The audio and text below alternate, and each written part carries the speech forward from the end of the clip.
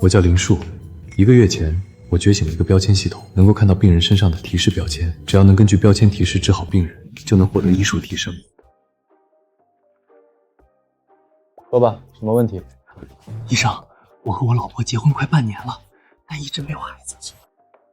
身体没问题，那你们是不是做避孕措施了？没有，绝对没有。医生，我和我老婆都是博士，我们都快30岁了，再拖2年，我媳妇儿就真成大龄产妇了。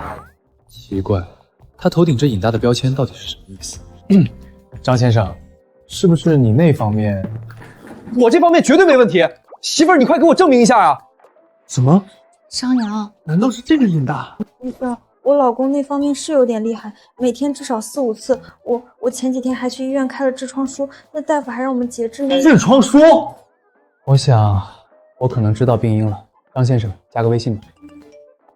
上次在你这儿看病后，回去不到1个月，我老婆就怀了。好厉害！我感觉自己脑海中多出了很多医治病人的记忆。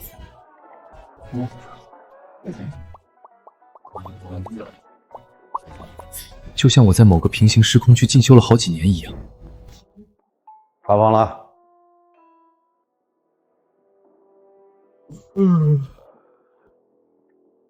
头痛、呕吐，37度2，没发烧，大概率偏头痛，先观察。王师傅，麻烦你再量一下温度。我来吧。还是37.2摄氏度，这个温度看上去很正常，不算发热。可为什么标签会提示他在发热？除非这并不是他正常的。阿姨，他平时体温多少？我想想啊，去年冬天他说头晕，我给他量过一次，好像是35度多。看来我猜对了，王建设他基础体温本来就比较低，37.2对正常人来说不算发热，但对他而言，他就是在发烧。标签是对的，没有问题。赵老师，3床的体温我刚问了家属，他的基础体温只有35度多，37度2对他来说可能相当于正常人的38度以上。你想说什么？我想说，他可能在发热，加上头痛呕吐，需要排除脑膜炎。我刚做了检查，你摸刺激症阴性。脑膜炎早期可以阴性。你的意思是我漏诊了？你的意思是我漏诊了？我不确定，但我觉得可以再查一次脑膜刺激症，或者做一个腰穿。你猜了多久？腰穿不是拿体温调量体温这么简单。首先，这检查不便宜，属于大检查。其次，要是查不出问题，谁来负责？你负得起责？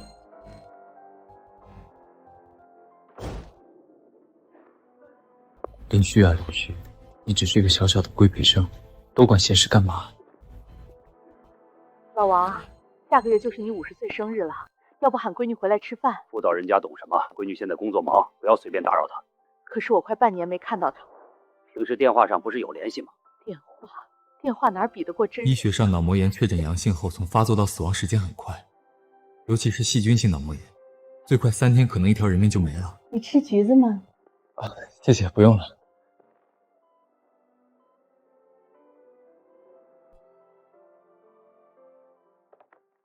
你好，我是急诊科的。我们留观区有一个患者，51岁男性，头痛3天，呕吐1次，体温37.2，但他基础体温只有35度多，我怀疑可能是脑膜炎，脑膜刺激症目前不确定，能不能请你们来会诊一下？王师傅，我给你检查一下。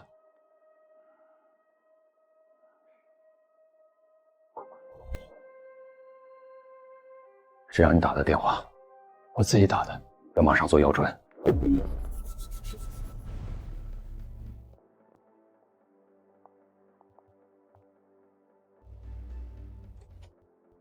医生，怎么样？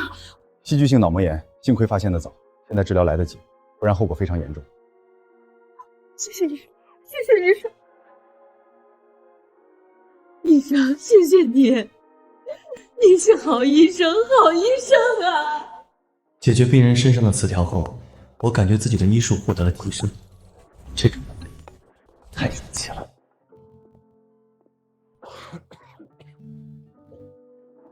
赵医生，晚点来我办公室。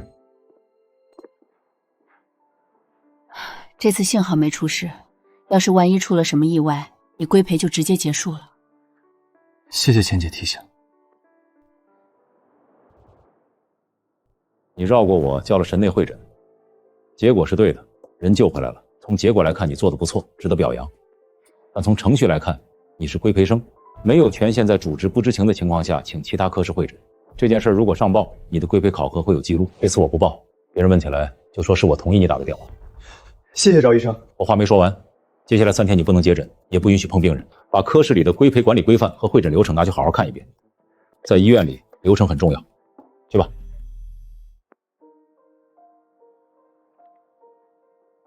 喝点水。谢谢钱姐。赵医生是在保护你，你救人是对的，但医院的每一个规定都是为了让你们在救助病人的同时，也能保护好自己。谢谢钱姐提点。你先看吧，我去忙了。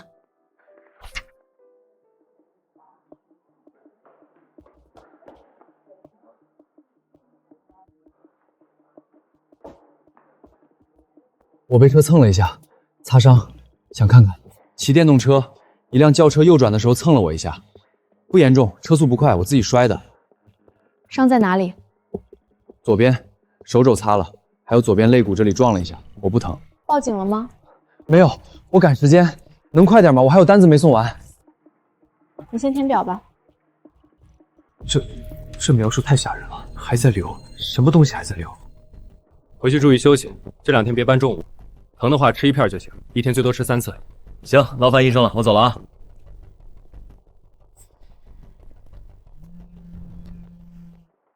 妈，我没事儿，就擦了一下，你不用来医院。爸的药钱我下个月发工资了就给你转。不太稳，没有波，没有捂肚子。我知道了，晚上我去接朵朵，跟她说爸爸没事儿。面色正常，口鼻嘴角都没血，呼吸也平稳，从外表看没有问题，可气泡标签还显示还在流。他已经包扎了外伤，这说明伤口在体内，身体里流血，会是什么器官？他左侧肋部遭受撞击，左上腹的器官是脾脏，难道是延迟性脾脏破裂？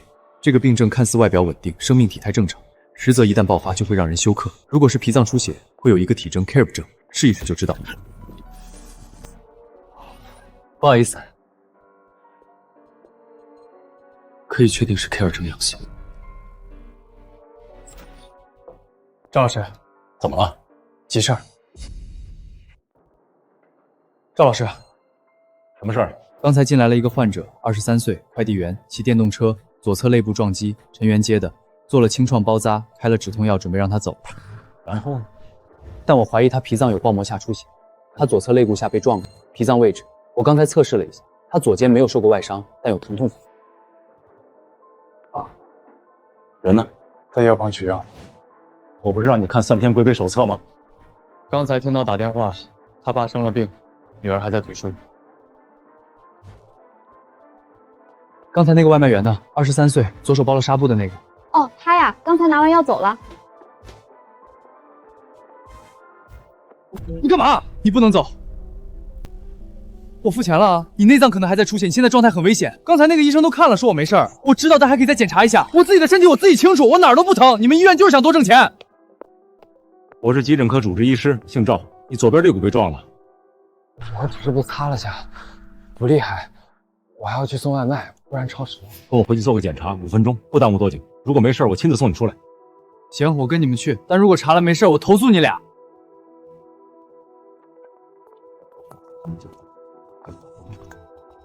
不好，这好像是我的病人。我的病人跟赵医生回来了，完了！医生，我应该没事吧？你有事儿，你的脾脏有损伤，正在出血，虽然现在不多，但正在加重。出血？你左边肋骨被撞了后，脾脏受伤，血被包在里面，等它包不住了，就会往外流。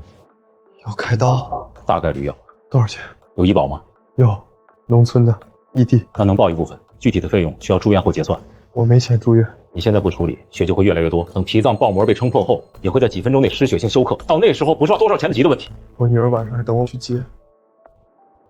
我打电话让你家里人来，你告诉我号码。打我妈的，谢谢医生。小林，明天开始你可以接诊了。好，下次先来找我，不管有没有证据，先来找我。好。我感觉自己医术又进步了。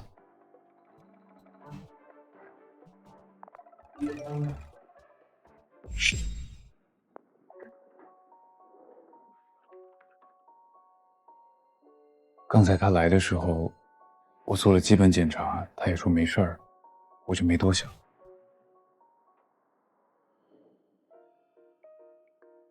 回来了，今天这么早，找到你了。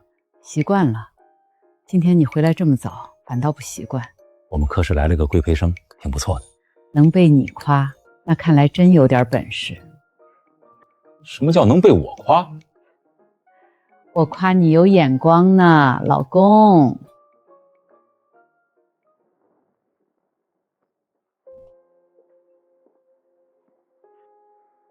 今天来这么早？我也刚来一会儿，宿舍离医院近，就2步路。行，等会儿做门诊的时候有什么情况跟我说。赵老师，那我去门诊室了，去吧。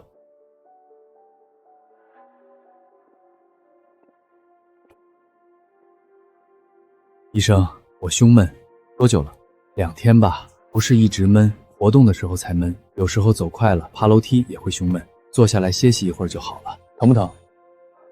不疼，就是闷，这一片像是压了个东西。之前有没有过？没有，我这是第一次。有没有出汗、恶心？没有。你抽烟吗？有没有高血压？抽，30多年了，1天1包。我有高血压，现在还吃着药呢，但不是每天都吃，有时候会忘。家里有没有心脏病史？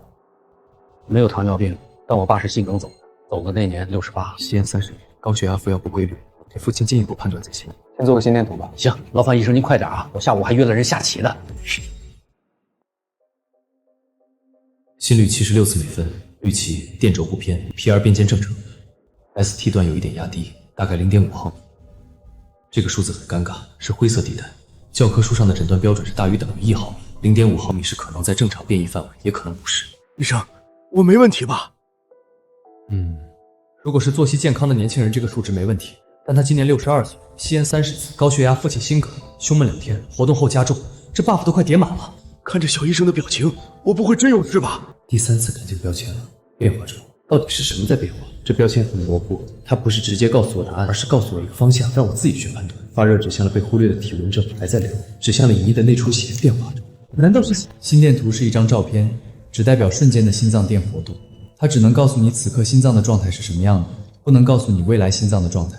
我需要第2张心电图，但不是现在，需要间隔30分钟到1个小时。吴师傅，需要抽个血化验，然后留观1个小时，1个小时后再做一次心电图。还要这么久？为什么要做2次？对比一下，看有没有变化。医生，我身体不会有事吧？我其实感觉自己没有那么难受，我婆娘非要让我来的，我觉得在家里躺一下就没事了。既然来了，那就查清楚，这样你也安心，对吧？我下午约了人下棋的，我觉得没什么事儿。算了算了，来都来了，就做吧。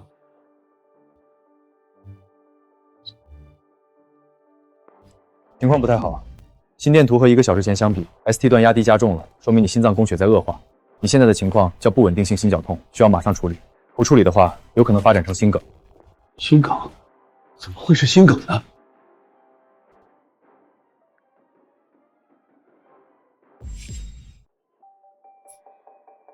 医生啊，什么？不要告诉我老婆，我跟她说的是来开点感冒药，她心脏不好，我怕她知道了比我还急。你后面要住院，家属需要知道。我知道，我自己跟她说，你们别打电话，她听到是医生打的，我会担心。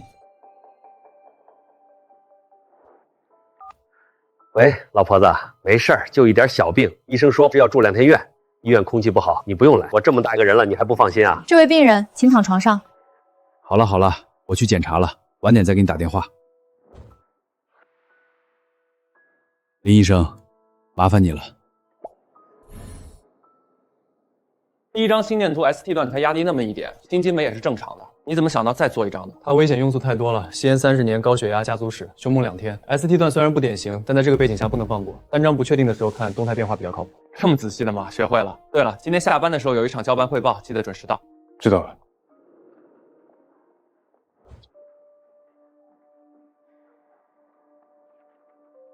今天加一个病例讨论，林树，你讲解一下你治疗的病人吴国良。患者男性，62岁，主诉胸闷2天，活动后加重，休息后缓解。既往高血压病史，服药不规律，吸烟30年，每天1包。患者父亲，68岁，心格去世。巴蒂血压148/92，心肺听诊未见明显异常。第一次心电图，V4至 V6气脉 ST 段压低约0.5毫米，不够诊断标准。心肌酶谱和肌突蛋白均在正常范围内。这数据很正常，你为什么能想到要复查做第2次心电图？因为他头上有3个字。你做的这个决定在流程上是偏积极的，不过结果证明你的判断是对的，不错。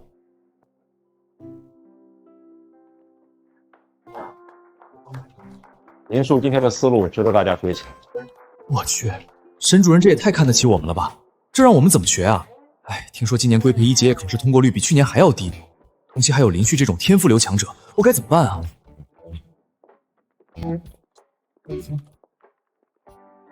林医生，下班了。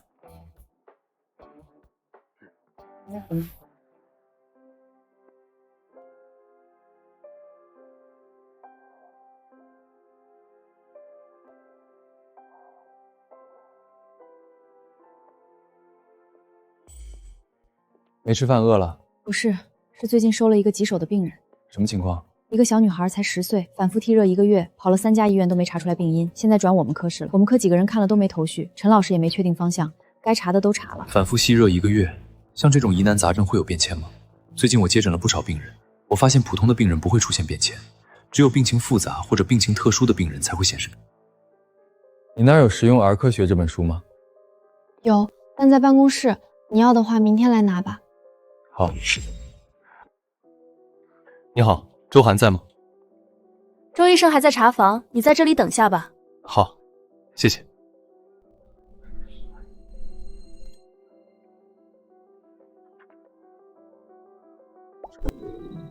这不止一个是什么意思？不止一个症状，不止一个疾病，不止一个器官，还是不止一个原因？来借书的，走去我办公室拿。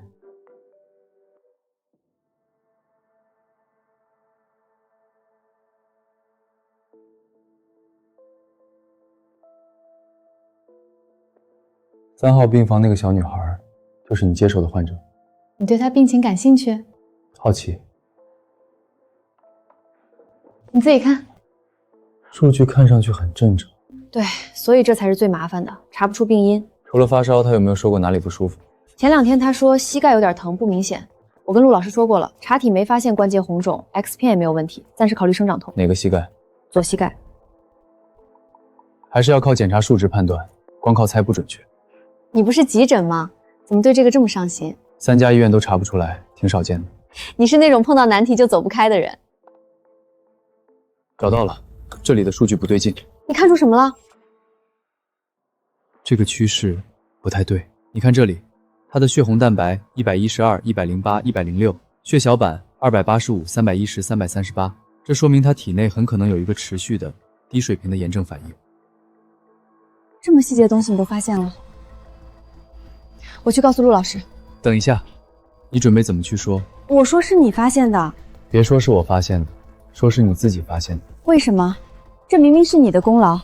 因为我是急诊科的规培医，这是你们儿科的病人，你是病人的直属上级医生，你去说比我更合适。我们的目的是为了救助病人。我替病人谢谢你。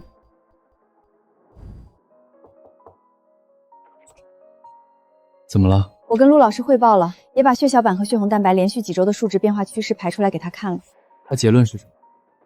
他说这个趋势确实存在，但每个化验结果本身都在正常范围内。他认为住院患者出现这种程度的指标变动不罕见，饮食习惯的改变、活动量的减少，甚至反复抽血都会隐性影响血常规。你是怎么想的？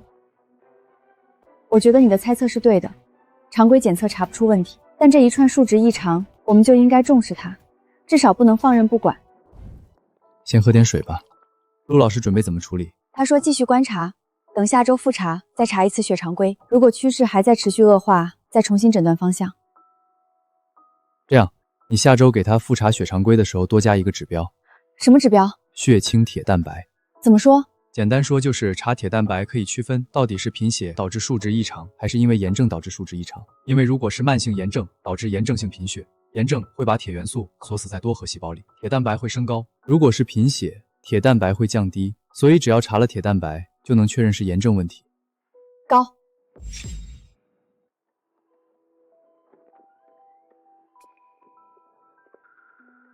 刚才那病人化脓性扁桃体炎，给他做个头孢去松皮试，没问题就上2颗净滴，加点布洛芬退热，体温降到38度以下就可以走了。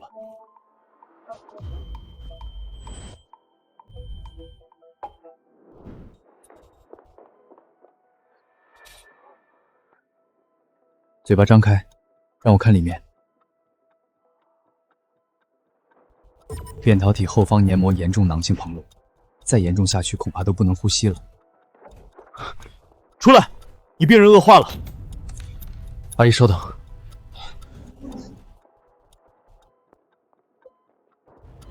快，马上上监护查血氧，10毫升可替斯塔莫，净土压水肿。申请耳鼻喉急会诊，还有麻醉科。电话我都打了，人在过来的路上。林医生，你要拿的工具。来不及了，再拖下去，不等医生到，恐怕人就脑死亡了。马上做环甲膜切割，帮忙辅助，等下帮我止血。大哥，你疯了！护士帮忙打灯，固定他头部，相信我，能行的。最近我粉碎了不少标签，医术相比于刚开始提升了很多。环甲膜切断是中等难度手术，应该可以。是，好准，好快，好厉害的操作！我在他身上竟然看到了老师的影子，这还是同龄人吗？幸不辱命，手术成功。你做的手术？刚才情况危急，来不及了。我看了下，切口很精准，伤口也不大。我来做，估计最多也就这样，挺不错的。果然，优秀的人到哪里都不一样。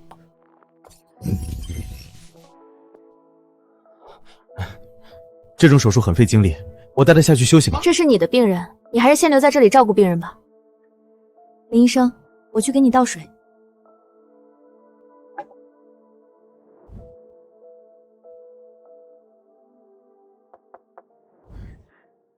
看你样子，出结果了。出了，我照你说的，给苏几年开了血清铁蛋白。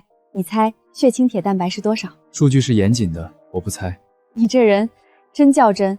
好吧，他铁蛋白是235。我记得正常范围是20到200吧。没错，而且血红蛋白102比上周106掉了4个点，血小板3部758比上周346又涨了12点。陆老师怎么说的？陆老师上报了医务科，请风湿免疫科和血液科的下来做联合大查房。结果出来了吗？还没，但明天应该就能知道了。明天我再给你说。好。今天结果出来了。看你表情，可能是个坏消息。风湿免疫科和血液科给他做了检查，结论是目前依据不足以诊断任何特定的风湿免疫疾病。患者 ANA 阴性，补替正常，关节症状不典型，建议定期复查炎症指标，观察有无心发铃响表现。结论就是没病。把病历发我。你有想法？有一点点，但不确定。先有慢性炎症，然后引发发热和关节痛，接着贫血加重，血小板反应升高，最后食欲下降，体重暴跌，就像一棵树在树叶初黄掉落前，地上一根紫腐烂。我之前去病房见过他只有左手的手指发生了病变，变成了杵状指。如果是全身性疾病，病变应该是对称的，只有左手有，那说明病变是局部的。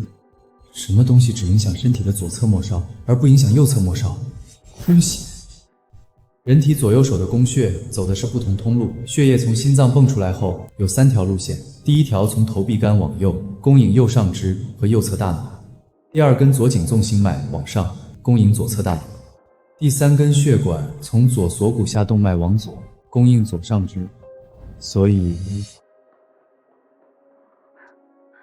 10岁女童昏厥半跌倒，额部外伤，意识丧失约10秒后自行恢复，目前嗜睡。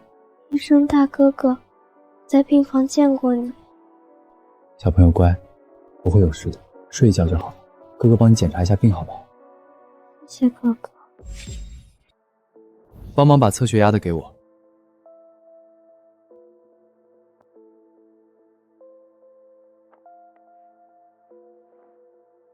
左右双手的血压居然相差这么大。左臂血压68枚35，右臂血压95分60，脉搏很弱，就像隔着墙传来的敲门声。右手脉搏很清晰，也很沉稳，左右双手脉搏截然不同，答案越来越近了。周涵，听诊器给我。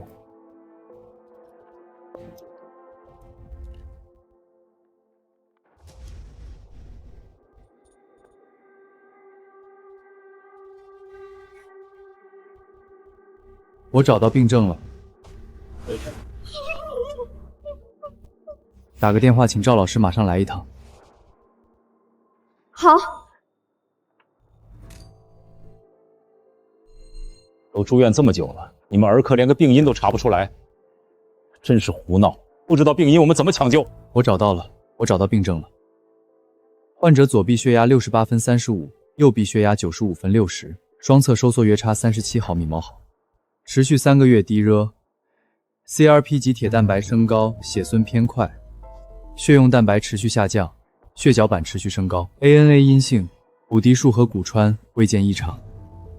左手单侧杵状指部局部左膝关节游走性疼痛，明显消瘦。综上所述，大动脉炎。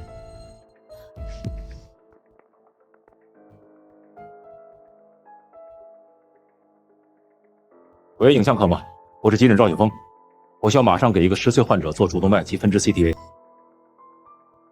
你们带患者去影像科吧。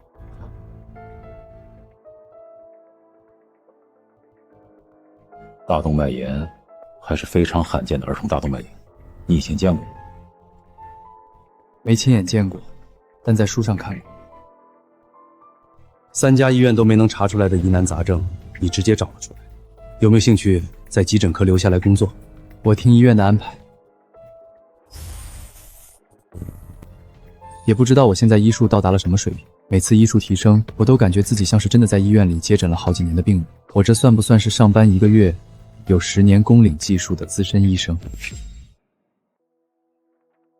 昨天晚上急诊接诊了一个儿科住院患者，反复低热3个月，辗转3家医院未确诊，因昏厥摔倒送往我们急诊科。经查体发现，双侧上臂血压不对称，左侧桡动脉搏动减弱，左锁骨下区可闻出血管杂音。经查 CTA 确诊为大动脉炎，目前已转风湿免疫科开始激素治疗。初步场底判断是我们科室林树做的。我操，有点牛逼啊！听说还是个疑难杂症，这女孩转了不少医院都没查出来，到我们这儿就检查出来了。都是年轻医生，他怎么这么有名？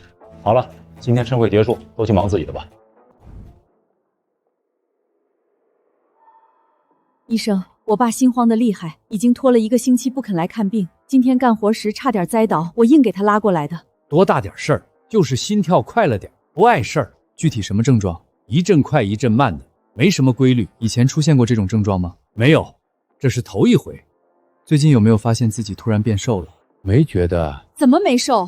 上个月还好好的，这个月你那条皮带都往里多搂了1个扣眼了，裤腰一直往下掉。大叔，那饭量有下降吗？饭量一点没少，甚至比之前还要更能吃呢，就是晚上容易饿得心慌。能吃，但体重却在反常下降。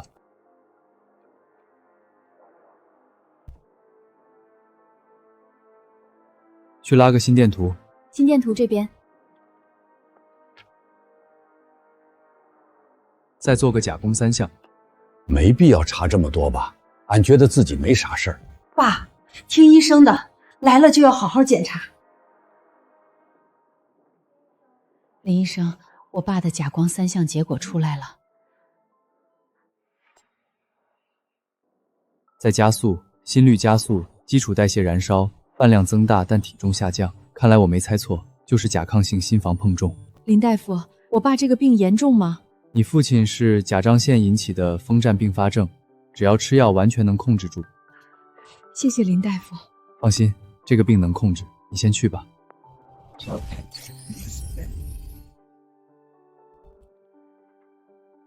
年年，你看是谁来了？大哥哥，恢复的怎么样了？好多了，今天早上喝了1碗粥，还有2个水煮蛋。看的什么？这是周叔叔送我的，上面有大鲸鱼。医生说指标在降 ，CRP 从12降到了7，昨天量的体温36.8，2天没发烧了。谢谢你，林医生。应该的。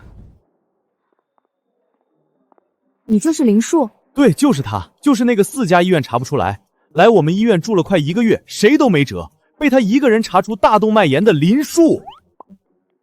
挺厉害的。他就是这样，你跟他说什么都一副淡定的样子，闷骚型。大动脉炎，我只在书上看过，教科书上记载，它的内容只有1页，案例稀少。所以啊，就1页纸记载的病，他一眼看出来了，人和人的差距怎么这么大？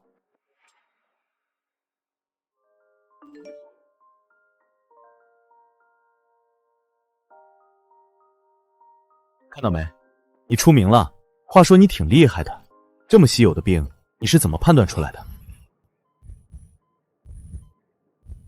小树，妈当初给你取这个名儿，就是希望你能像大树一样茁壮成长。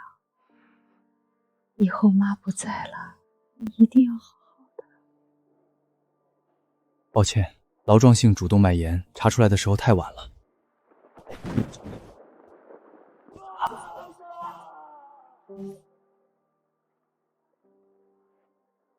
我吃饱了，你们先吃吧。林医生，苏几年的情况我听说了，大动脉炎，你的观察力很好，谢谢陆医生夸奖。你之前让周涵查铁蛋白，还让他看趋势，是你提醒他的。我们讨论过，谢谢你的讨论。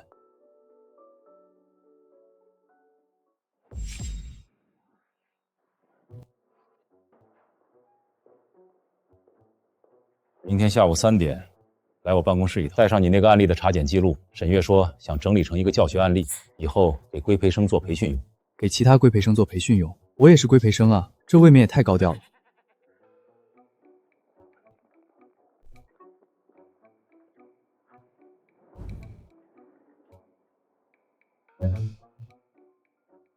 你是先注意到杵状指的不对称，还是先注意到了血压偏低？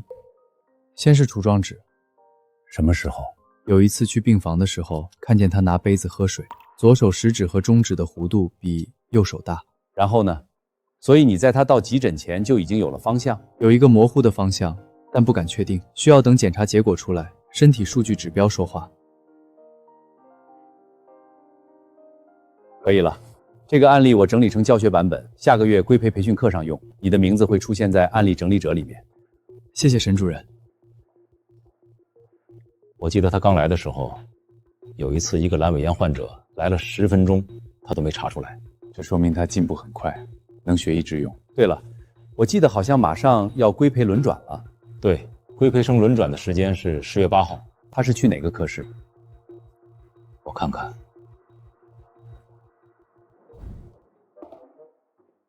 普外科，我是呼吸内科，你这普外听说是要动刀子的，你行不行啊？应该还行。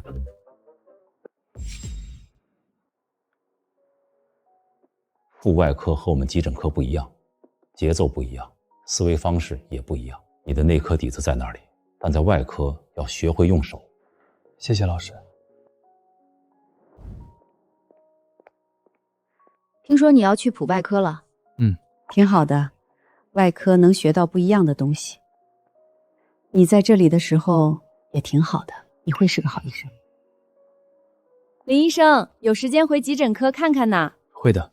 我听说赵医生去找副院长了，说你是一个在急诊科做临床的好苗子，希望到时候能把你分配在急诊科。这个位置不太好切。你是？你好，我是新来的规培医生林树。你就是林树啊，魏明川，你的代教。魏老师，还请多照顾。来，我先带你去认一下科室。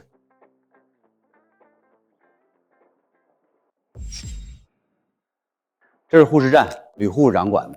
你的医嘱有问题，他会打电话找你，别怕，他人挺好，就是说话快。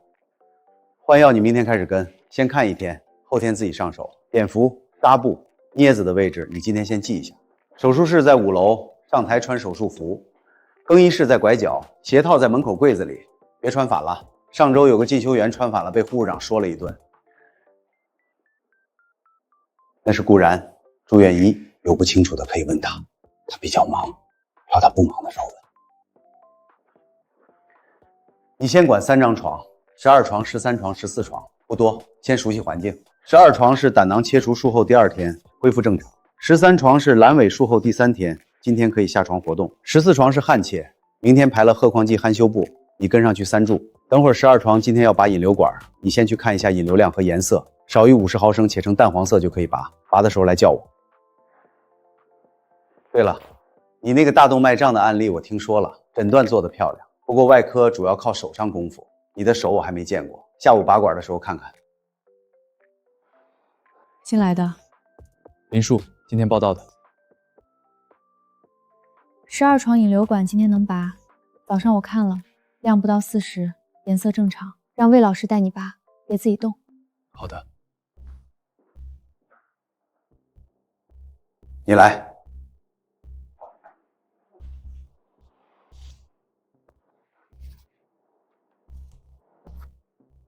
哎，好像没上次痛。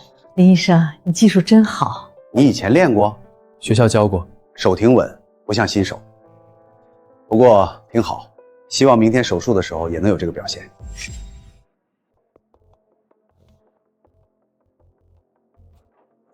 你们看这里，腹横筋膜这一层很重要，疝就是从这里的薄弱点突出去的，看到了吗？就是这颗缺损。果然，你来分这一段。林树，你来缝合。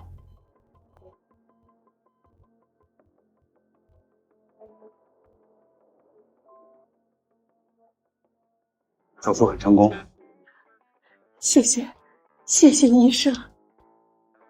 缝合做得不错啊，要不是看着你亲手缝的，我还以为是哪个主治亲手缝合的。王哥谬赞了。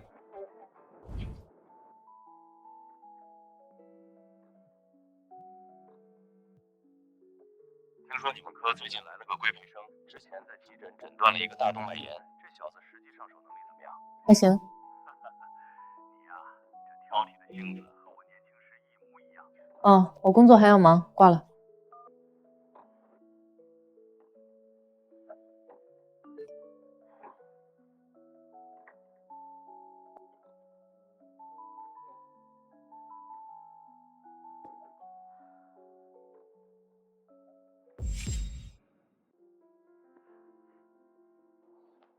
大爷，我给您做个术后检查。怎么又来检查了？再检查一次。来吧，来吧。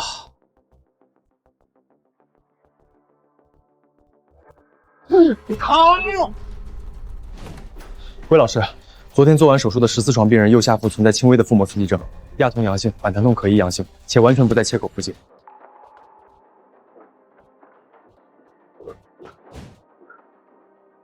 是啥情况？不是说手术完成很顺利吗？手术过程很顺利，但根据个体差异，术后可能会有一些术后症状，所以才让你们留院观察起来。行吧。少量渗血，量不大先观察，补液扩容，4小时后再复查血函关。如果血红蛋白还在降再说。那切口好好的，你是怎么想到按右下腹那个位置的？习惯。我查顶时习惯把每个区域都走一遍，不只局限于切口附近。急诊还教这个？个人习惯。难怪能查出大动脉炎，好习惯，留着。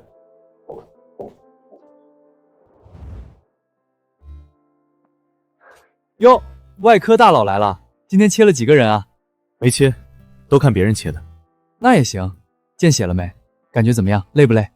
见血了，还好。听说你昨天第一次上台缝合，缝得比老医生还要整齐。他说的。我是听组里的一个进修生说的，他们都说你又能看内科还能做外科，规培结束后多半能留下来。哎，你见到你们科室的顾然没？别人一个科室的，肯定见了。见了。听说顾然有个外号叫2毫米，因为他要求缝合误差必须精确到2毫米以内，整个外科的规培生没有一个不怕他的。在外科缝合里，2毫米的误差很宽了。和你这种大佬交流没有共同语言。不过我倒是想到了一点，你们说，要是将来他谈了对象，亲嘴的时候，他会不会嫌弃他对象偏了2毫米？你嘴巴是不是淬了毒？而且别人技术确实好，有人愿意当面挑你毛病是好事儿，没人挑你才可怕。这是我导师当初的原话，现在转述给你。哎呦，江大小姐，你怎么像个老教授一样？林树，你觉得你和顾然谁的缝合技术更好？你看，你看，跟他说话永远都这副德行，纯正的闷葫芦。别人那叫高手的低调，你以为谁都像你一样每天渣乎乎的？唉，既生林，何生尘啊！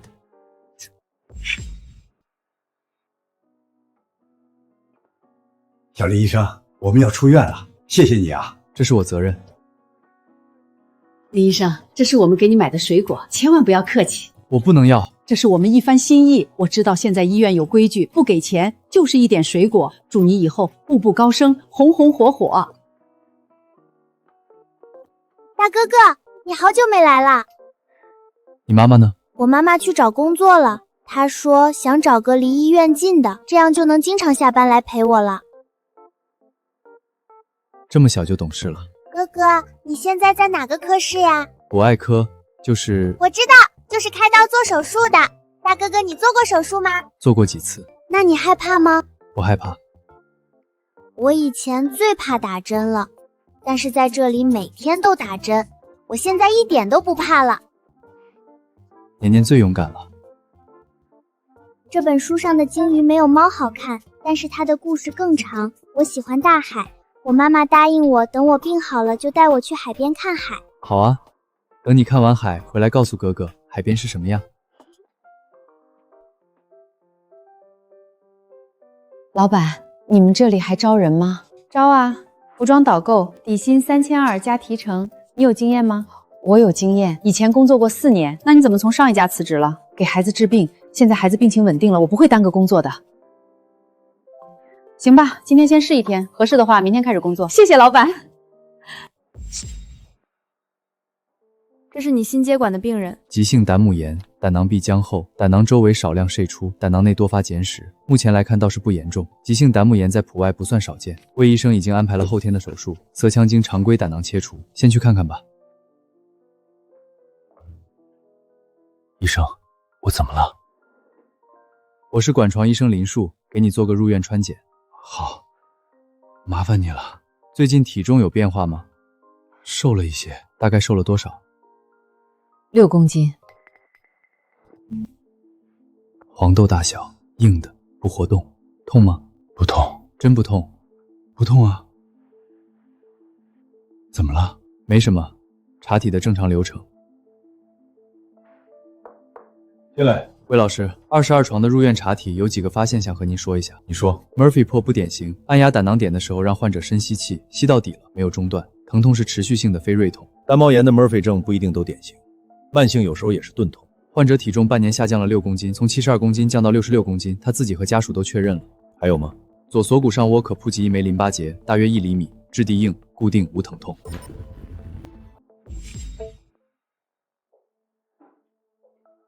魏医生，我再给你查一下。CT 报告我再看一遍。开个增强 CT， 腹部加红腔的，明天上午做，然后手术暂时停了。你觉得可能是什么？不好说，希望是误诊，等报告吧。你说的对，等报告。胆囊癌，而且至少 T3 侵犯胶膜了，淋巴结转移，胆囊管旁和腹中脉都有。确定了？确定。要做的话得开腹，做胆囊癌根治术，扩大切除加淋巴结清扫，让肿瘤科会诊吧。是谁查出来的？林树，新来轮转的。名字有点耳熟，是那个大动脉炎。大动脉炎，这是什么鬼外号？我有名字的啊，我叫林树，不是大动脉炎。是他。这是他查体查出来的，都是他一个人综合判断出来的，让他继续管这张床。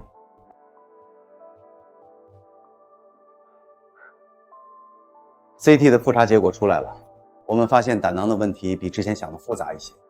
不是单纯的癣状炎。是什么？目前考虑胆囊有质位性病变，需要进一步检查来确认。我们已经安排了 PET-CT 和肿瘤科的会诊。医生，你说的有点复杂，我听不懂。严重吗？需要进一步检查才能判断，我们会尽快安排。有什么问题随时找我们。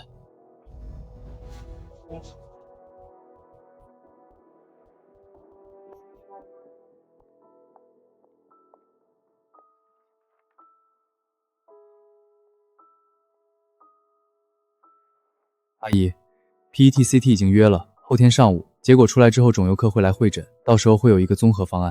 医生，那个占位性病变是不是就是癌症？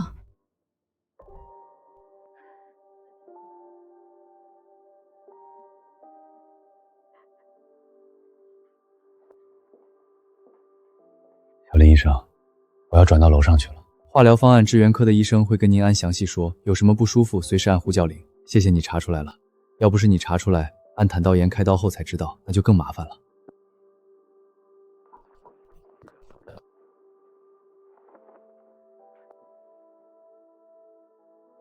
林医生，这是22床病人走之前放在护士台让我送你的。你们知道呼吸内科最多的是什么吗？是咳嗽，全是咳嗽。我一上午看了12个患者，里面11个都是咳嗽，还有一个是来拿报告的。哎，搞得我现在都养成神经反射了。食堂里有人咳嗽一声，我就下意识想掏听诊器。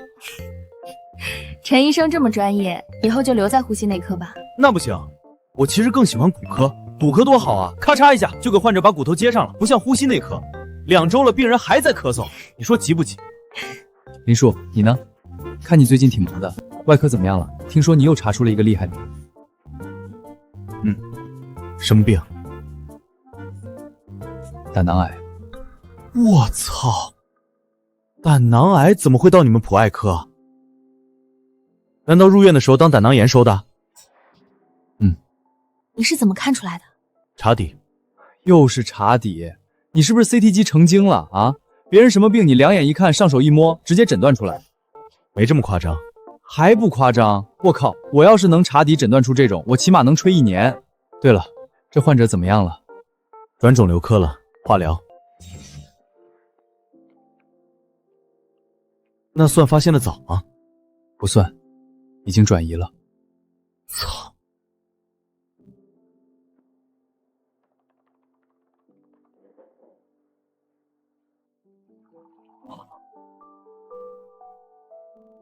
在里面喝水，给你倒一杯。哦，谢谢。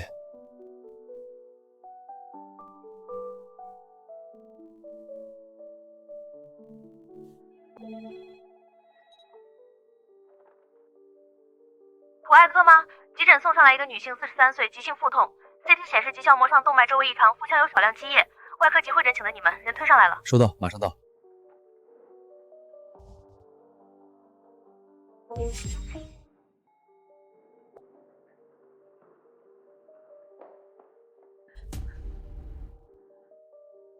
怎么回事？晚上7、8点开始肚子疼，一开始以为吃坏了肚子，他说忍忍就好了，后面越来越疼，在家扛了几个小时，扛不住了。我明白了，稍等。魏老师，急诊送上来一个急腹诊，43岁女性，腹痛6小时 ，CT 提示棘胶膜血管周围异常，小肠壁增厚，腹腔积血。生命体征怎么样？心率102，血压90/6，偏低。午夜升压，查血常会生化，凝血单基酸，做个腹部增强 CT，我半小时到。又要加班啊？有个急诊转来的病人，我要去看看。路上注意安全。我给你做个体检吧，您尽量放松。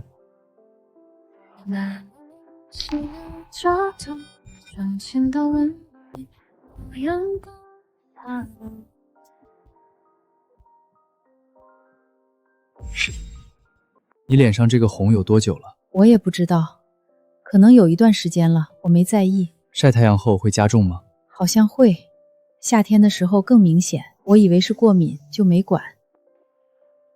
病人家属过来帮个忙。医生，怎么了？严重吗？帮我把病人裤腿卷起来。好。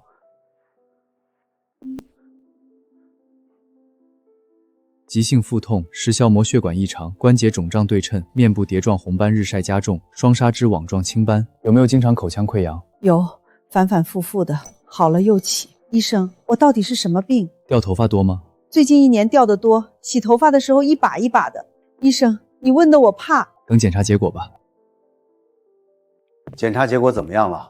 魏老师，我查出了一些其他东西。你说。患者自述关节痛半年，口腔胃炎反复发作，近1年脱发严重，日晒面部红斑加重。你怀疑什么？系统性红斑泥囊疮，腹痛可能是囊疮导致的室外膜血管炎，不是血栓，不是栓塞，是自身免疫性的。你开免疫指标了？开了 ANA 抗 dsDNA，骨素、抗磷酸抗体。结果什么时候出来？稽查，最快明天上午。魏老师，如果真是系统性红部脑中，这个手术不能做。但如果判断出错，错过了急性补充的治疗时间，导致肠子坏死，这就是医疗失误。你在这里等着，我去给韩主任打个电话，通个气。这种决策不是你我能决定的。是。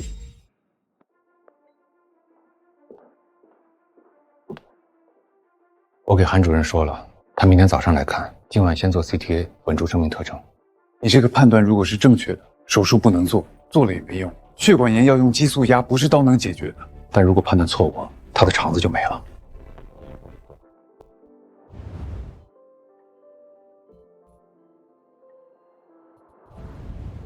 魏老师，我去填病人的入院记录了，是吧？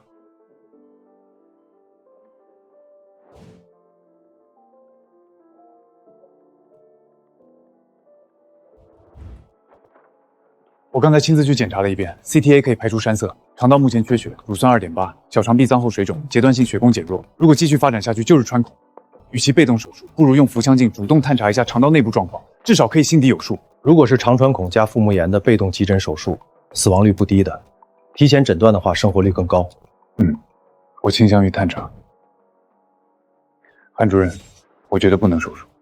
为什么？我给患者查体时有一些腹部以外的发现，患者双手近端关节对称性肿重，面部颧骨区域可见淡红色皮疹，且呈碟状对称分布。双下肢散坠网状青蛮，日晒后面部红斑加重，有脱发加重，口腔油炎反复。血常规白细胞2.8，血小板89，尿常规蛋白质2个加号，抗核碳体呈阳性，滴率1:640。抗核碳体呈阳性能说明什么？感染也可以抗核碳体阳性，药物也可以。但是它有6条以上符合系统性红斑囊肿瘤的临床标记。我怀疑他得了系统性红斑囊症。你只是怀疑，在医学里要的是实打实的检测结果。抗 DSDA 呢？延迟了，实验室说需要复查，预计中午出。患者的肠子正在缺血，每一秒过去，他的症状在恶化。你要让患者等到中午。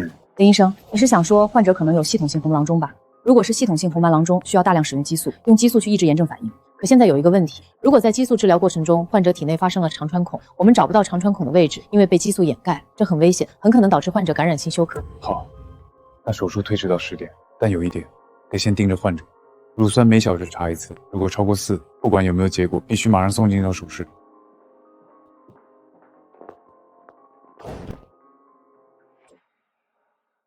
魏老师，我想申请风湿感应科紧急会诊。你确定？这只是你自己的判断，如果判断错误，会对你造成很不好的影响。魏老师，我相信自己的判断。体检科吗？这里腹外科有个急查的补体 C3 和 C4， 患者姓周，周雪培。对，能不能优先出一下？我们这边急用。好，谢谢。他们说尽量。谢谢魏老师。不用谢，你要是对了，你救他一命；你要是错了，韩主任那边我给你担着。医生，我媳妇又疼了，比刚才还要疼，你们到底怎么回事？为什么来了这么久也不管她？我们从急诊那边过来的，急诊医生说要手术，你们一直不手术。这里不是省里最好的医院吗？你们到底行不行？我们正在做进一步的检查，结果很快出来，出来后会有一个明确的方案，不会让他一直疼。行，你们说了算。妇产科吗？你们催的那个补体 C3 出了 ，C4 还在做。C3 多少0.21。这么低，还不到正常值的1/4。我妈妈当年的病历上也才0.42。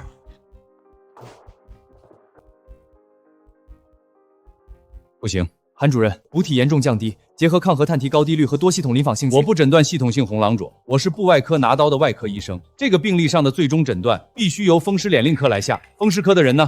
说的是半个小时左右，应该快到了。现在9点40，还有20分钟到10点。如果他们还没到，我不会等。结果怎么样了？乳酸多少？刚出来3.4，还好没到4.0。林医生，刚才那个大主任怎么走了？急诊不是说要开刀吗？我媳妇疼的衣服都汗湿了，到底什么时候去？我能理解你的心情，先别急。我们正在等一项关键指标的数据，如果是我们怀疑的这种情况，不能开刀。开刀不但解决不了缺血，可能还会有生命危险。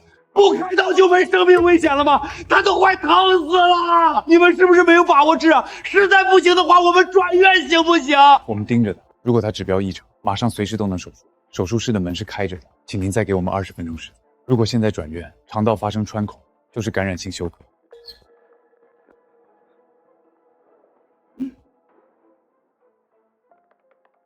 我是普爱林树，你们的会诊医到哪儿了？分娩科的人还没来，在路上了。 27床的换药我做完了，你今天不用兼顾别的床。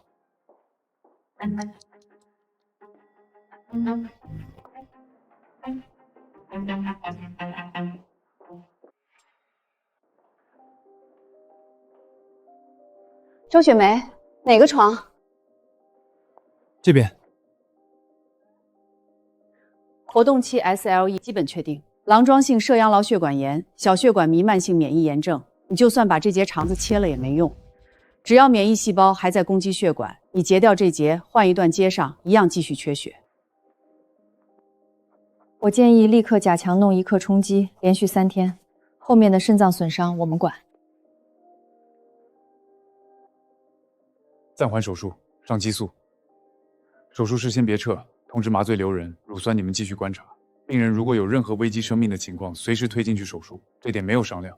系统性红斑酪中要治，但只有活下去才有资格接受后续治疗。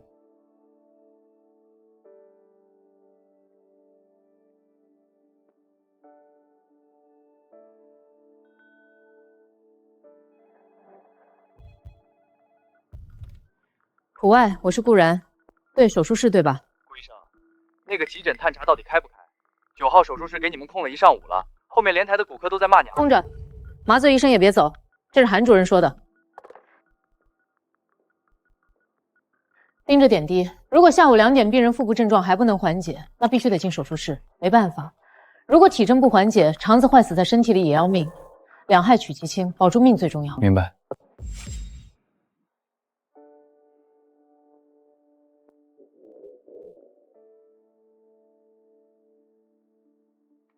长条声恢复了，林医生，我感觉自己肚子松快些了，没有之前那么紧，暂时脱离了危险期。谢谢。反跳动消失了，肠激音1分钟4次。乳酸出来了吗？降到2.8了。手术室吗？普外顾然，9号间的备用台撤了吧，让骨科上。听说病人脱离危险期了，暂时脱离了。从昨天急诊到现在，多久没闭眼了？32个小时。3点下一轮查房前去值班室躺一会儿。我还能顶。这是医嘱，32小时不睡觉，你现在的判断力最多打8折，怎么给病人看病？去睡，我会替你盯着，到点我叫你。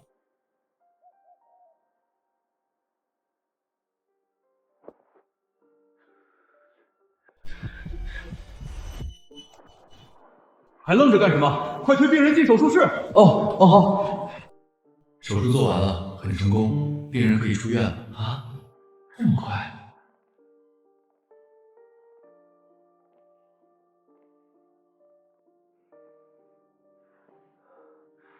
我要出院了，我家的小树也终于长成大树了呢，能为别人遮风挡雨了。但孩子，妈希望你也要注意身体。妈！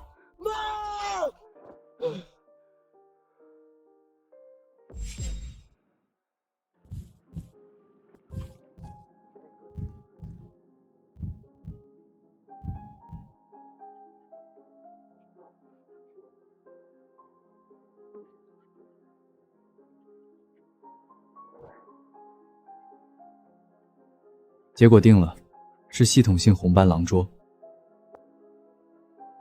林医生，这病能治好吗？不能痊愈，但是绝对可以控制，只要发现的早，规律吃激素和免疫药，按时复查，它不会再发生今天这种情况。你们该怎么过日子就怎么过日子，能继续过日子就行。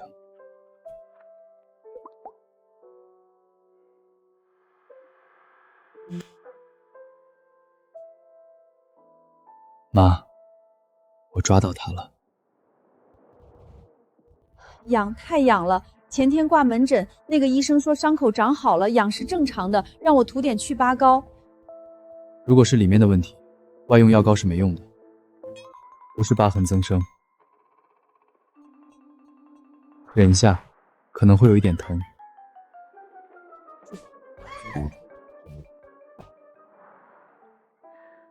我去，林医生，我终于舒服了。就是这玩意儿折腾了我1个多星期。这是之前剪线时留下的线头，线头排异，消个毒就可以走。这是今年的第3次，临床干了15年，胆囊、阑尾、含气切了几千个，就算手术做得再漂亮，又有什么用？生附膏必须要2篇核心期刊论文，没有罕见病例，没有前沿数据，我就算把文字雕出花，又有什么用？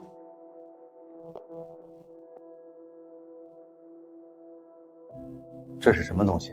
大动脉炎引发的肠系膜血管炎，普外科极低概率的免疫肌肤症。这个案例的罕见程度和病例反转条件，完全符合一篇高质量个案报道的标准。我主治医师那一栏写的您的名字。为什么写我名字？你可以自己留着当第一作者发。这本来就是您带的项目，功劳理应是您的。周雪梅的病例整理，从急诊以极副状误诊送入，到大血管插体，再到免疫指标补推急降拦截保守治疗，整个治疗过程的时间线 CTA 截图，我全部都按照时间顺序做了归档。韩主任查房的时候，您扛着压力开了那个紧急会诊，当时您没放弃，而且我现在只是规培医，这病例我留着也没用。谢了，林叔。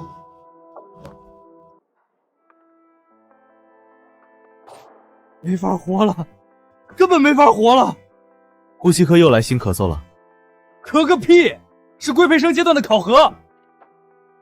下周一考全科理论加操作，你看看往年的过界率，不到65%，考不过直接扣大半个月绩效，还要延期轮转。你们本院的规培生也这么卷啊？我还以为只有我们进修生压力大呢。唉。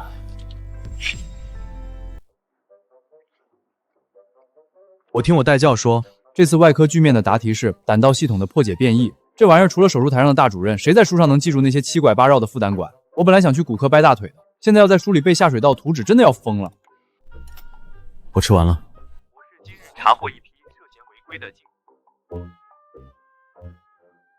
哎，媳妇儿，你放心，我马上出院了，进了几车冻虾，这边档口离不开人，你别操心我，早点喂完老二睡觉。行了行了，明天一早的货我发完就回家。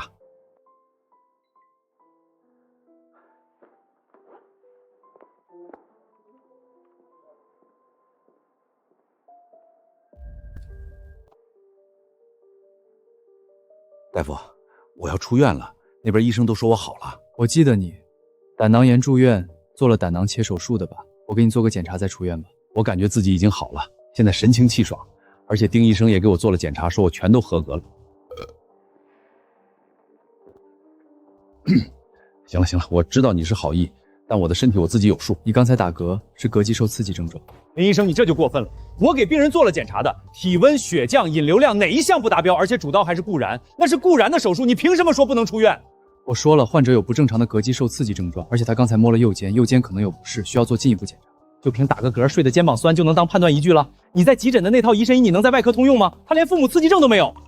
腹壁没有，是因为它渗透的液体极少，或者被大链膜包裹在肝脏下面，刺激不到壁层肺膜，但它已经刺激到了膈神经支。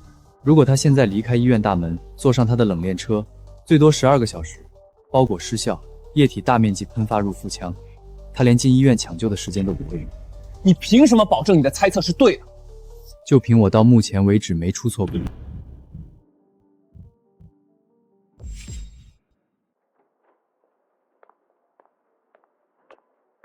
谁说我的病人有腹腔渗漏？顾老师，病人的膈神经有受激表现，我怀疑术区有隐藏的漏液点，可能是残端，也可能是某种剖泄变异。我需要调取这台手术的腔镜录像确认。行，你要看，我带你去看，我让你心服口服。够了！我不管你们所谓的口服心服，我要马上回去送虾。这2吨虾要是今晚发不出去，这钱你们赔给我吗？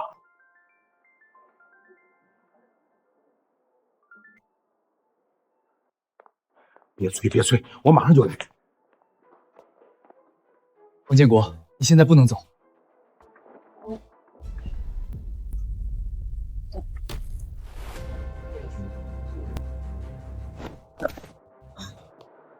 腹部好硬，瓣状腹，全腹弥漫性腹膜炎。顾然，马上通知魏老师，立即抢救。丁楠，把电梯按住。他居然真的看准了，到底是怎么做到的？他查顶基本功怎么这么夸张？这还是人吗？医生，电梯。通知手术室，强制9号间，麻醉科插管准备。魏老师那边我来通知，直接进行开腹。林叔，你快把患者推上平车，马上送往9号手术室。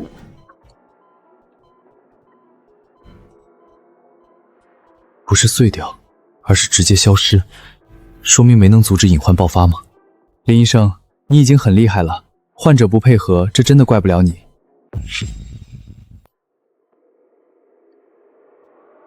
患者是怎么回事？应该是胆囊墙迷液小三管发生断裂，导致胆汁渗出。患者体内全是胆汁和血，根本找不到胆囊渗透点。必须尽快找到伤口，早一秒找到，患者生存几率就越大。找到了，在这里。快，顾然，你来捧火。 10万分之一的概率虽然很低，但落在个人身上就是100%。如果不是你拦下他，他现在已经死在冷电车上了。只是习惯性谨慎。习惯性谨慎，这点我会向你学习。左副肝管、右副肝管，这就够乱了。为什么还有什么迷胆管、副神经索？这种几10万人里才出一个的变异血管主治医师，一辈子都碰不上一回。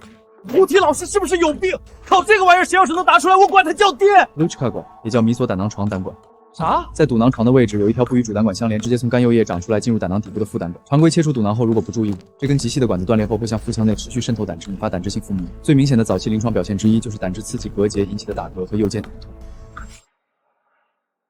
我靠！你怎么连这种骨灰级的犄角旮旯的知识点都背下来了啊？你急诊天天看发烧吸泻，在普外天天缝合外伤，哪来的时间看这个？没背。 只是昨晚刚开腹掏了一个啊！我就知道为什么突然要考这个，原来是你！马上是最后性测试 ，SP 即危重症问诊，也就是演员演病人。我们要判断出病情，然后进行规范救治操作。我听上一批出来的外科哥们说了，这一届请的演员据说是从戏剧学院请的，特别专业，演得跟真的似的。那挺，所以你进去后千万不要发散你那福尔摩斯的思维。我知道你，但这次是考我们基本功，你就按照标准流程走就行，千万不要偏离主线。 否则主考官直接就算你偏离重点扣你分儿。我明白。你以前有过心脏病吗？您家属呢？您今天吃了什么不干净的东西吗？心理素质差，被患者情绪带跑，未发现休克先兆，未优先评估生命体征。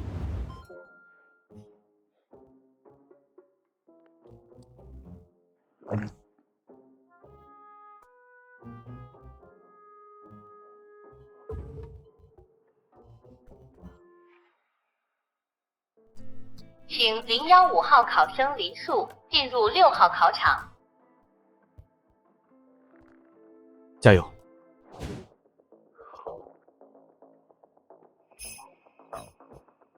您好，我是值班医生林树，您现在哪里最不舒服？教官，老李的演技越来越好了。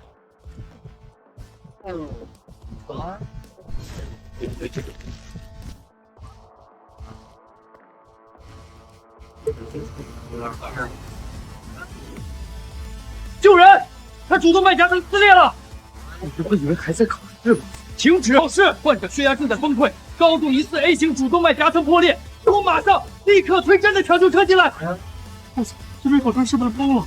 这可是国家级贵妃考核，他直接对主考官大吼：“沈主任，这血是不是入戏太深了？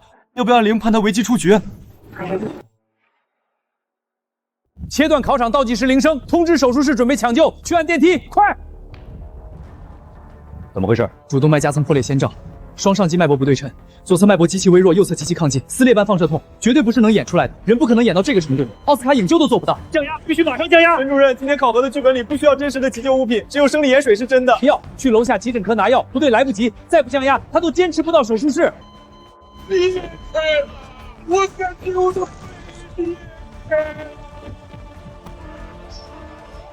沈主任，老李口袋里有东西。卡托皮林，不行，他现在状态吞咽困难，会误食进入气管。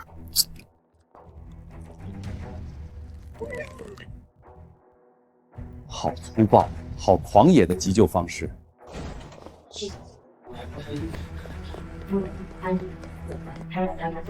是成前世。交给我们吧。怀疑 A 型主动脉结膜，受测压最高到了220，给患者含服了卡布松里粉末，现在血压见170了。CTA 做了吗？没时间做，直接进介入室，在台上做造影确认吧。患者血压还在往上冲，交给你们了。交给我们。多漱漱口吧，这个药有多难吃我知道，挺麻的，感觉舌头都没知觉。你当时是怎么看出来的？他额头上有真的出汗，不仅是冷汗，包括脖子后面的青筋也在不正常痉挛，这不是表演就能控制的自主神经反应。加上他左手本能的想要抓住什么东西，我顺势摸了一下他两边的脑动脉，脉越差太大。规培考试是国家级省组织的正规考试，你虽然救了病人，但我也不能给你分。不过规矩是用来预防庸医的，它能保证如果出了事，至少流程上没人挑得出毛病。这场考核作废，我向上面申请给你单独补考，你不用延期，也不用扣绩效。报告我来写，你这几天回去好好复习，等通知。谢谢沈主任。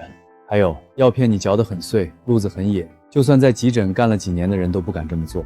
沈主任这么做没问题，医院里流程和规则很重要，这不只是为了保护病人，也是为了保护你。我知道，能补考就挺好的。还笑？下午医务处和科教课开了个短会，你在 OSCR 考场上嚼碎了患者的口服降压药，硬往人家嘴里塞，还把危机重症考站的桌子给掀了，直接推抢救车下楼。现在这件事儿全院都知道了，我认识的朋友都找我打听你，问我部外科是不是藏了个怪物。A 型主动脉夹层在声中差1厘米就撕到了无名动脉，那患者被推上体外循环机的时候，血压又飙升到200。如果不是你强行喂给他那一口卡布西林粉末，压住了他出考场10分钟的血压，他根本撑不到手术台。那就好。但是功是功，过是过，沈主任是主考官，你这次考核的全程监控录像全省留档，1个月后补考，单独给你开的一场考试，还是沈主任当主考官。全省留档，你关注点就在这个。不过这次的监控录像应该会拿出去给其他医院看。你这次在考场救了人，有功劳的，上面领导们都知道你留院转制没问题。我们省医院是全省最好的医院，每年规培有不少，但最后能留下来的寥寥可谈，必须得有，这是给外界证据了，你每一步。我明白的，谢谢魏老师。对了。前几天那份病例，我写了一篇论文投稿和期刊，半年把你加了第2座了。规培生拿和尚2座，你别人就算闭眼睛考，综合评分也能过优秀线。投桃报李，你在我这里干的活我认。谢谢魏老师。别急着点头，还有一件事儿，沈主任不仅批了你的补考，他还和韩主任以及科教课的头头们商量了一下你接下来的轮转去向。按照原本的计划，我下一个应该是去呼吸内科吧？你不用去呼吸内科了，普外科这种规规矩矩切痰囊割牙尾的地方都装不下那双能透视的眼睛，更别说呼吸内科。急诊的沈主任觉得这还不够挤压你的极限。魏老师，那我接下来去哪儿？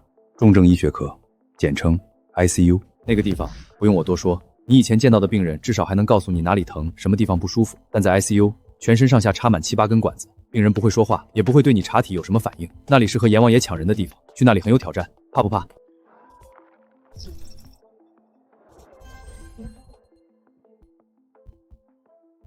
不怕。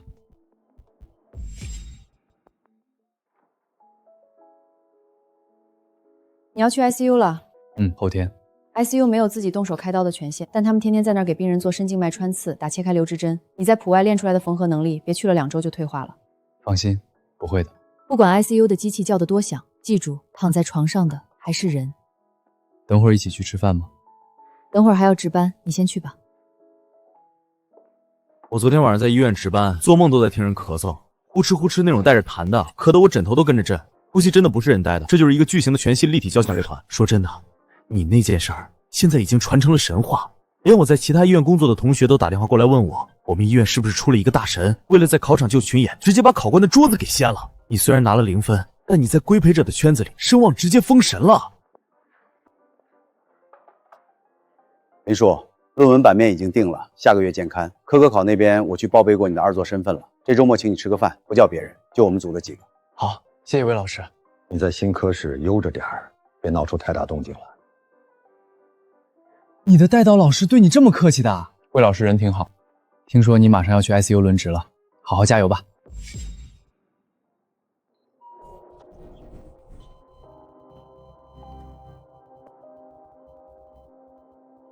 罗老师，我是林树。ICU 不需要侦探，也不需要裁缝，这里只有对病人抢救的修理工。去换隔离衣，13床在抢救。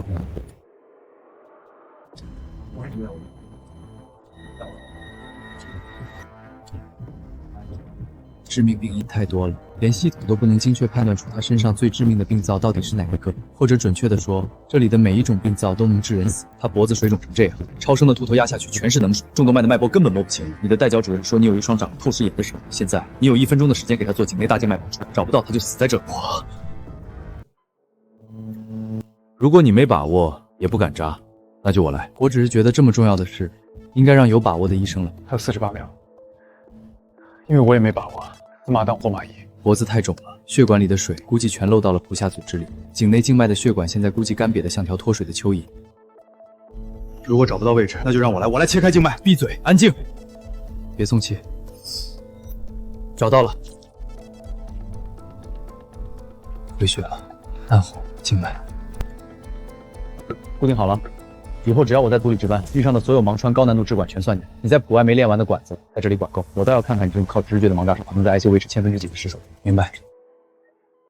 这个病人怎么回事？1星期前车祸导致脾脏破裂，做了脾脏切除手术，但术后身体突然崩溃，进入 ICU。那一定有一个病因，就像多米诺骨牌，第一块倒下的才会引起后续连锁反应。等会儿我把病人住院以来所有报告给你，麻烦罗老师了。在哪儿？这里不对，是这个原因吗？不对，这不是主要病因。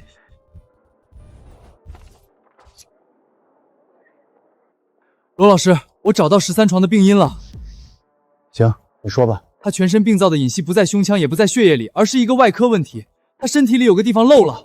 漏了。他在普外切的是脾，脾脏是一个实质性的器官，这不是肠子，也不是胃，根本没有漏这回事儿。而且他的引流管连一滴肠内宠物和胃谁都没出来，你告诉我哪里漏了？不是胃，也不是肠子，是遗漏了。遗漏？车祸当时的撞击不仅撞碎了脾脏，还隐性挫伤了紧挨着脾门的胰腺尾部。我看了普外前天的床旁 B 超，腹腔里只有少量病气蕊，根本没有大面积的一液聚集，因为他的引流管恰好就在脾窝，一液漏出了一点就被引流管吸走一点。意思是？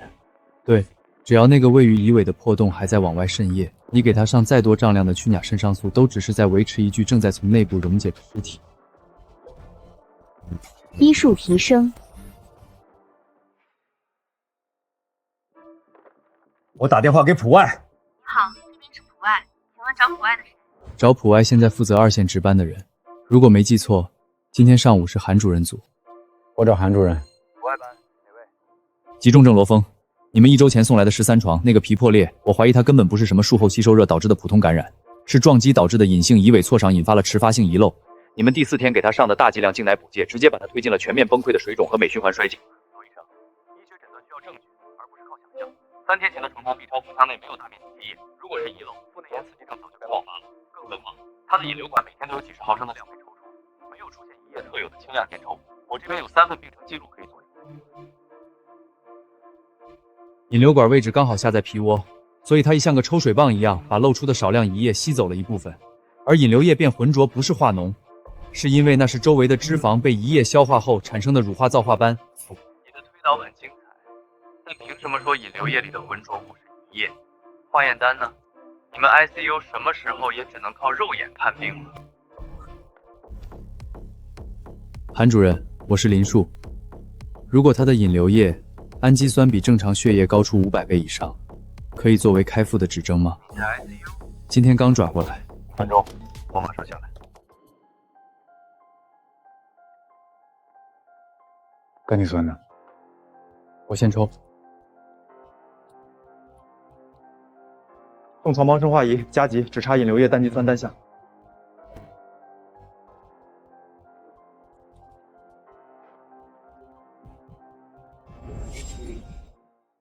通知麻醉科和手术室送一整套备用的开腹器械包和电刀下来。要把他推上楼送进手术室吗？他的循环已经撑不住静电贴合过道了，一搬动就会爆。不送手术室，把 ICU 的无影灯推过来，就地床旁开腹。这里无法做到无菌环境，可能会感染。活着才被痰感染。大膈膜完全欧烂了，血压掉到了70，组织牵拉，迷有神经反射。去北肾上腺素推速加倍。摸到了，不好，大出血，指判心脏停跳，除颤仪准备，除颤仪充电，200兆赫，所有人让开，林树，走。肾上腺素第2次准备，林树，10秒钟后继续让开。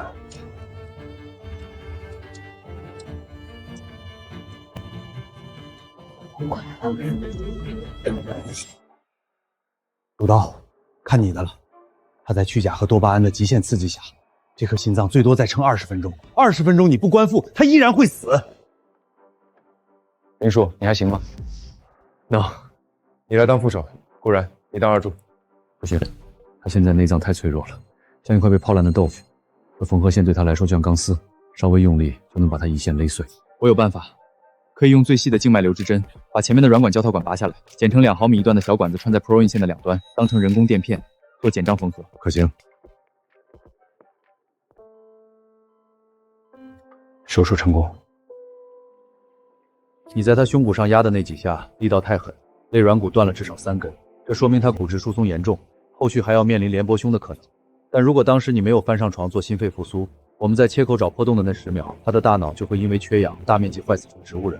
那根管子裁得很巧，不错。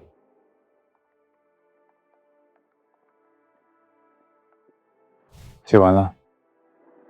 写完了，修改了主截命，添加了床旁开腹的抢救记录。原因找得很准，手法也够狠，狠到把肋骨都按断。但在不报备护士长的情况下，私自用空针抽取无菌引流管线里的液体，违反了防止逆行感染的第5条红线。我帮你补上了。行了，赶紧去吃饭，吃完早点回来。知道了，罗老师。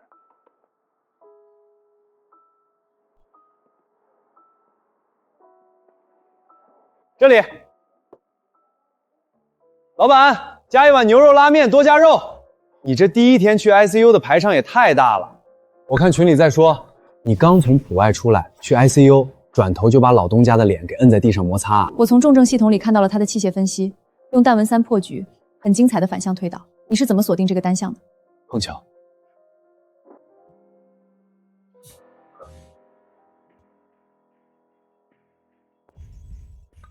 怎么会？上午查房的时候，他还在跟我聊天，说要吃橘子。好，我马上回去。我得先回去一趟，我朋友身体不舒服住院，刚才他上个厕所，血氧突然降到了50，代表说人已经发紫了，正在往 ICU 推，让我直接去 ICU 门口等。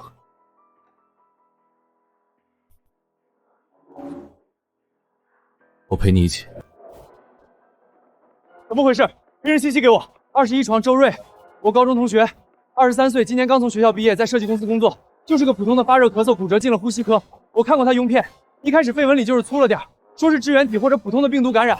他上午还在跟我抱怨，说他在公司刚转正，这病来得太不是时候了，怕请假太久老板不要他。他还问我能不能明天带电脑在病床上画几张 CT 图。他人一直很好，这么好的人，怎么突然就进 ICU 了呢？让开！林叔，你这么厉害，帮我把他救回来。他上午还在和我聊天啊。我会尽力。他的肺我而已，气体根本打不进去，典型的急性呼吸张派综合症，病程恶化速度是我这辈子见过最快的。水泥嘛，他的肺部已经完全被堵死了，就像2块实打实灌满了铅的实心铁砖，气打不进去，他自己更无法呼吸，他会被活活憋死。插管，给镇定肌松。他现在的自主呼吸除了消耗氧气之外毫无用处，把他的呼吸神经打断，用机器高压把肺强行吹开。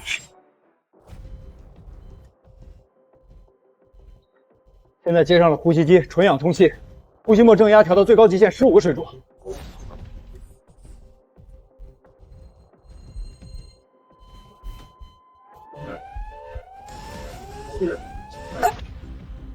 不行，他血氧上不去，75%。不好，收缩压掉到60了，紧急脉冲上。张力性气胸，停呼吸机，不能继续用了，再用它肺要被吹爆了。把鼻气压维持底速速气，别再强行吹了，再吹他另一个肺也得炸。他的肺罢工了，现在不管往里面打多少氧气，都是往石头里灌风。去给医务处和新生外科打电话，上一 ECMO。上 ECMO， 不上的话，他活不过今晚12点。ECMO 机器开机5万，以后每天1万5，这还不算抗生素和营养液的钱。让人去外面通知家属，带着钱和放弃抢救同意书，一起来谈话室。ECMO。这是迄今为止人类医学史上最昂贵，也是最极端的续命工具，每一天都是在拿黄金从阎王那里抢命。机器上，他现在靠体外循环活着，但他什么时候能醒，或者他的肺还有没有可能好转，在医学上无法判断。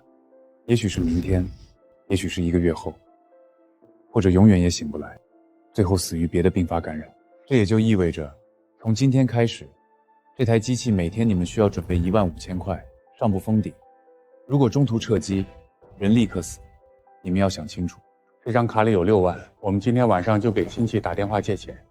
大夫，我儿子昨天还发微信说年底发了奖金，要给我买个带屏幕的手机。不能拔管，一天都不能拔。当年我在医院把他抱回家，这次我也要把他抱回家。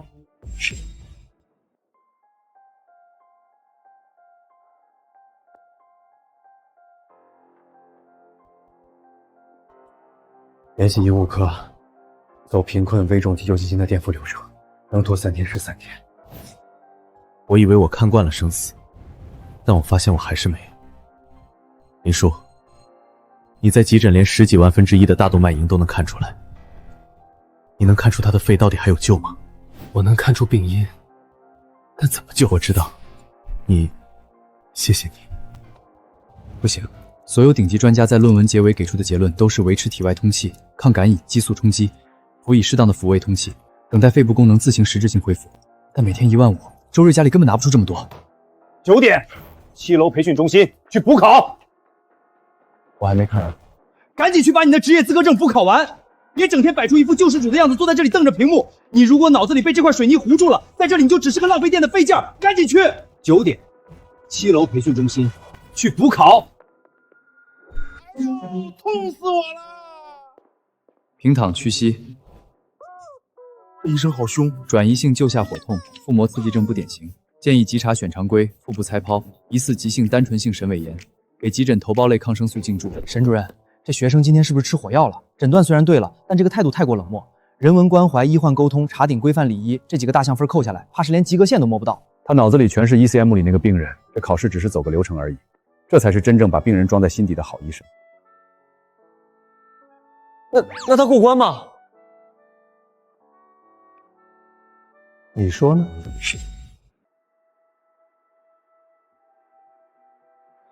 你就给他这个分数。流程没走完，勉强算他几个关键点答对，给及格差不多了。打个低分也挺好，就让这个勉强及格的分数挂在他档案里做掩护，省得被其他大医院挖走。再过半年就到结业抢人技了。帝都那几家传说中的国家级顶级重症医学中心，还有魔都的那几所超3机，每年都在下面悄悄摸摸的撒网，专门捞好苗子。我们院里好不容易出了一个好宝贝，可得好好藏着，到时候让他来我急诊科。那你自己和老魏说去，我看部外科也盯得很紧。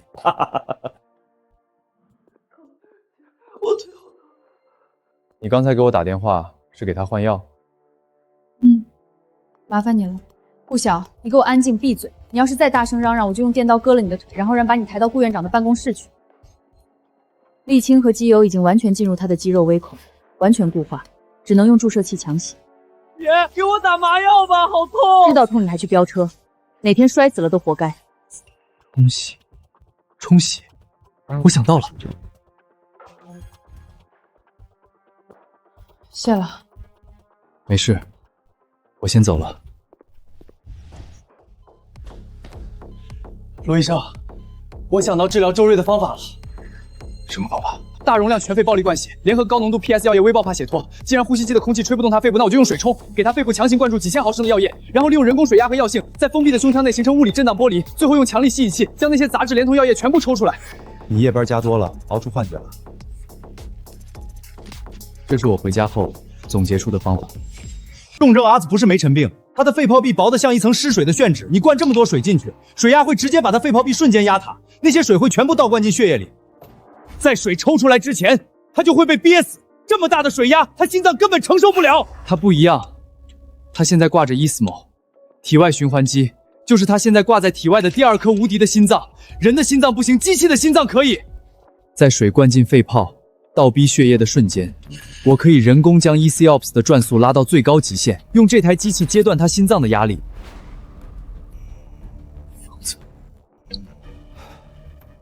你这种方法只存在于推演的理论，没有任何临床指南可以依据，代价就是他的命作为赌注。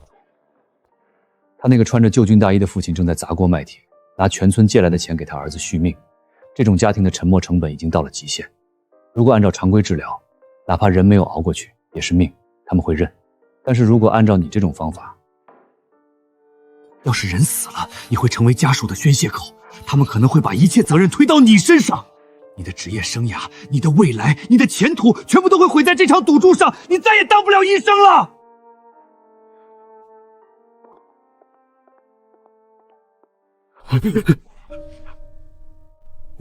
我刚去交钱了，今天的钱交了。叔，您跟我来。叔，那台15000的机器抽不动血了，不用等明天，今天下午人就会没。但是，里面那个林大夫，他在昨天夜里算出了一种法子，一种可能把您儿子救回来的方法，但是风险很大。如果失败，可能会当场死亡，因为这种方法没有写在任何国家的看病指南里，所以主任不敢让你儿子上这张台，他怕你们最后落得人财两筐，会去告他蓄谋杀人。大叔，我就是一个底层看感冒的，我不该跟你说这些。但是周瑞是我朋友，叔，你敢不敢赌？求你了，医生，我愿意赌，医生求你了，真不成我也认，这是老天爷给瑞维尔的命。但如果这次我不敢赌，后半辈子我都闭不上眼。处置药房，立刻去调50支高浓度的肺表面残石，全部放到恒温箱里，给我加热到37度。老子今天就把钱头压在台子上陪你赌，大不了我们俩一起脱了这身白大褂，一起滚蛋！我会尽力，不让大家失望。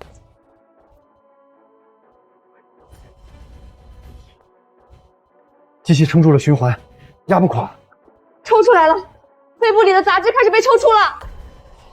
气道风压下降，气阻变小了，这堵死的水泥肺终于能通气了。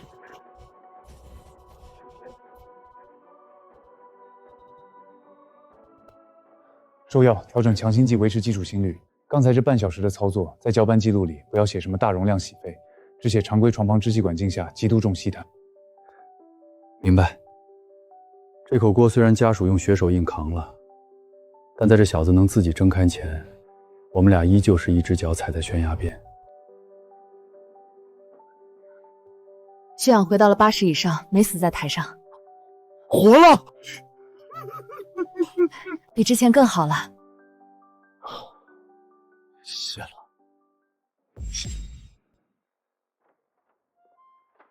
罗医生，设备科的驻点工程师刚走。昨天用在21床身上的那台 ECM 由于线度外超频，离心头主轴承深度磨损，厂家评估为人为操作违规，不予质保，保修单108000。另外，昨天下午你跳过权健特殊药审批委员会，强开后备药房通道调取的50份非名录内肺表面特服剂，目前无法走医保基金报销，也无法走重症科室备用金，账面亏空4万5，加起来15万3。知道了，这件事全责我自己承担。报告我今天下午会自己交到主任办公室，扣钱还是停帮我都认了。罗老师，我规培生没有签字权，这15万的死账跟你们这群规培生没有一点关系，去干活。沈主任，我是林树。昨天下午，在应对一例重度大白肺并发纤维化的案例中 ，ICU 在 ECMAP 极限超旁代偿的基础上，对其进行了不合规的大容量全肺人工灌水。现在患者已经恢复有效体征，但本次操作导致了15万3000的违规超标损耗。如果正常上报，当值主治罗峰将会被内部审计，轻则处分，重则停职。打给我没什么用，这是 ICU 的事儿。我在考卷上放你一马，不是让你恃才傲物去违反这个系统的纪律。不，你可以有用，而且是双赢。这次的抢救案例有首创性，在行政处罚上是15万的报损，但如果换一个包装上报，它就是一份前沿科研探索，能够为科教委和医院带来提升的科研成果。光靠这个不够，我手里有所有惯例数据和血流生理学转折图，如果由您牵头立样进行院级课题申报，这10多万的药费亏空就是一项科研先期投入。好，那你把所有转折图和底层数据原始单打印出来，送到我办公室。拉爆机器，擅自动用大额白药库单，在没有任何上级签字的情况下更改治疗方案。这笔账，你的绩效那点钱填不满，你去背了这个锅，整个科室所有人的年终奖全部都要因你被砍掉。更别提如果操作失败，家属会不会把这间屋子给掀了？所有责任我自己背，也背不动。老何，没有打扰你给下面的人开刀吧？刚才柯教父把昨天那例大白肺泄脱的病例给我看了，我觉得挺有意思的。这个个案刚好填补了院里今年科研的空白。行了，这笔损耗直接走院级科研基金池的全项核销，你打报告，我签字。行了，你回去吧，这件事过去了。你保的这个规培生倒是一个重感情的。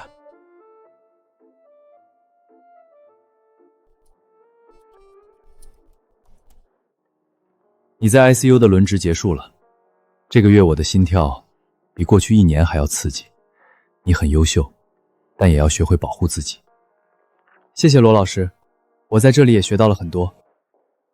陈院长，真的那就是一个普通的规培生，你们看错了。那份上报的重度 ADRS 全肺意外器械代偿模型，底层的负压循环推导逻辑，根本不是你们省医院那几个常年照本宣科的副教授能捏造出来的东西。陈院长，您听我解释，这数据是我们院内的几个科室联合拟定的，这规培生只是打下手。放屁！你当我们协和评审组里的老家伙们眼瞎吗？还有你们医院上个月发的那篇大动脉病的期刊，名叫林树的规培担任2座。你不要告诉我，你们省医院能有2个同名同姓的天才分别在普外和重症干活？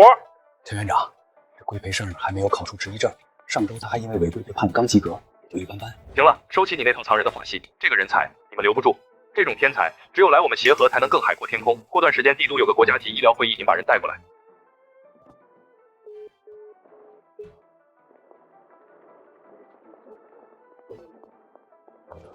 果然，这金子在哪里都能发光的。